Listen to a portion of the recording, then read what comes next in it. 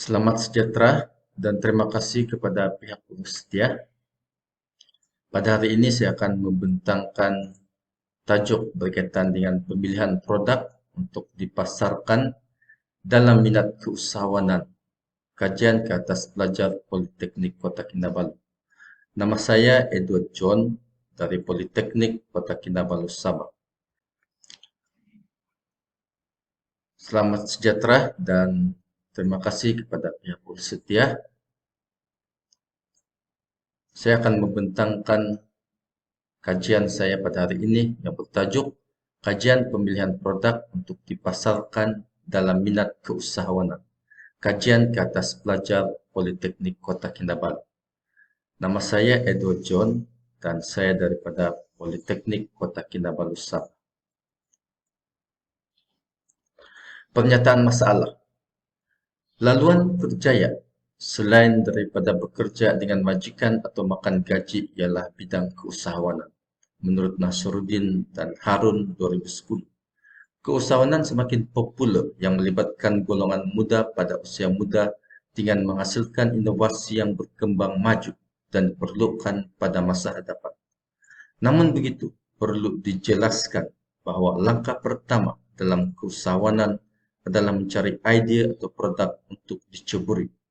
Menurut Sulaiman dan Zainal, mereka perlu mempunyai idea atau produk yang mempunyai peluang dalam pasaran yang lebih baik untuk mendapat perhatian pengguna. Oleh itu, para pelajar yang berminat dengan bidang keusahawanan perlu mendapat bimbingan awal di kampus. Contoh-contoh usahawan yang telah berjaya perlu dibentangkan kepada mereka. Namun begitu, sukar untuk mengenal pasti dan merancang bidang-bidang tertentu dalam program keusahawanan kerana belum ada data mengenai minat pelajar terhadap produk keusahawanan tersebut.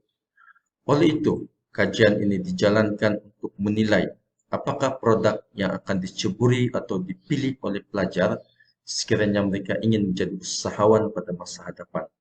Dan data ini diperlukan untuk membangunkan program keusahawanan yang lebih baik dan sesuai kepada pelajar tersebut. Objektif kajian.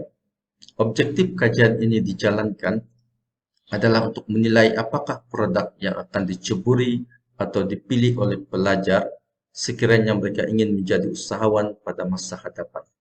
Data-data ini diperlukan untuk membangunkan program keusahawanan yang lebih bersesuaian kepada pelajar. Sorotan kajian.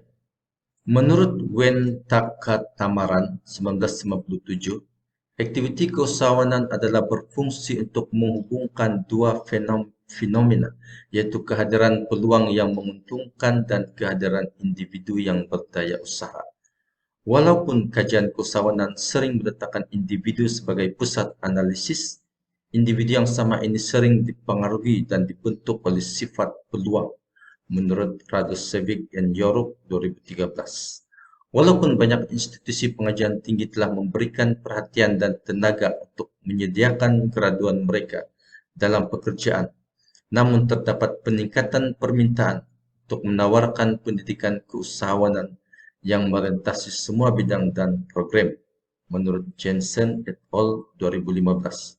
Oleh itu adalah relevan untuk meneroka apakah bidang keusahawanan yang diminati oleh pelajar dalam proses untuk menentukan program keusahawanan yang bersesuaian di kampus. Metodologi kajian. Kajian ini merupakan kajian kuantitatif yang dijalankan dalam bentuk tinjauan. Kecenderungan pelajar untuk menceburkan diri dalam produk tertentu dalam usahawan ditentukan dengan merujuk kepada soal selidik menggunakan persampilan rawak berstrata. Responden akan membuat pilihan kategori produk usahawanan yang mereka minati. Melalui cara ini, Politeknik Kota Kinabalu dapat mengkategorikan program-program keusahawanan melalui kecenderungan pelajar tersebut. Hasil dari edaran soal selidik, seramai 203 pelajar telah mengambil bahagian dalam kajian ini. Data kajian yang diperolehi akan dianalisis secara deskriptif menggunakan perisian SPSS versi 22. Hasil analisis akan diterangkan dalam bentuk jadwal bagi membantu kefahaman pembaca. Berikut adalah hasil kajian. Saya mulakan dengan demografi responden.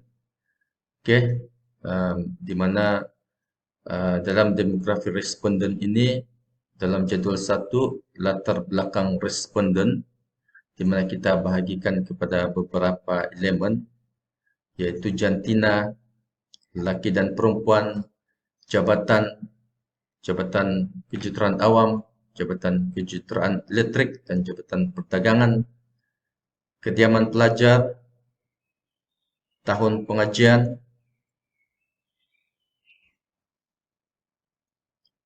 sumber keuangan, dan juga pendapatan ibu bapa,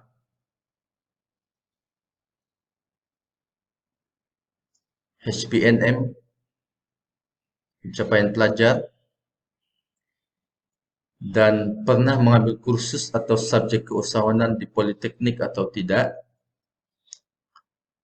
membuat sebarang aktiviti perniagaan sepanjang pengajian, ya atau tidak, bagaimana kerap pelajar tersebut berfikir untuk menjadi usahawan pada masa hadapan.